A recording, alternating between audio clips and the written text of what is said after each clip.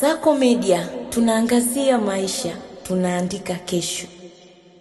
Kocha wa Manchester City Pep Guardiola amesema kikosi chake kimeweka pembeni kipigo cha dabi ya Manchester dhidi ya Manchester United na sasa kinaelekeza nguvu zote kwenye maandalizi ya ligi ya mabingwa Ulaya ambako wapo kwenye nafasi nzuri zaidi ikilinganishwa na msimu uliopita. City walipoteza kwa mabao 2-0 katika uwanja wa Old Trafford mwishoni mwa wiki iliyopita, lakini Guardiola amekiri wazi kuwa United walikuwa bora siku hiyo ya mchezo. Guardiola amesema timu yake haijapoteza muda kujadili dabi hiyo, bali imejikita kikamilifu kujiandaa na mechi zinazofuata kwenye mashindano ya ligi ya mabingwa Ulaya. Kwa sasa City wanashika nafasi ya 4 kwenye msimamo wa ligi ya mabingwa Ulaya wakiwa na pointi 13.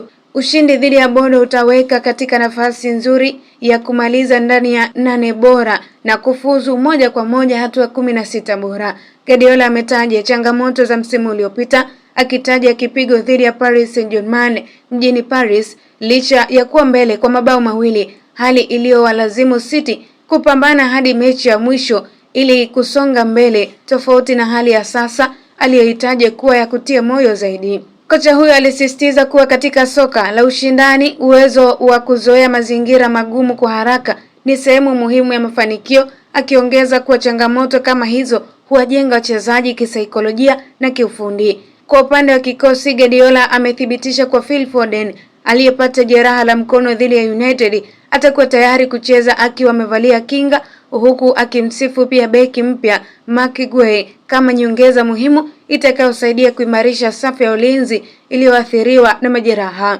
Kwa taarifa zaidi za kimichezo na burudani, endelea kutufuatilia kwenye mitandao ya kijamii Instagram, Facebook, Twitter. Tufollow kama Kasako Media, bila kusahau kusubscribe channel ya Kasako Media ili wa kwanza kupata taarifa mbalimbali.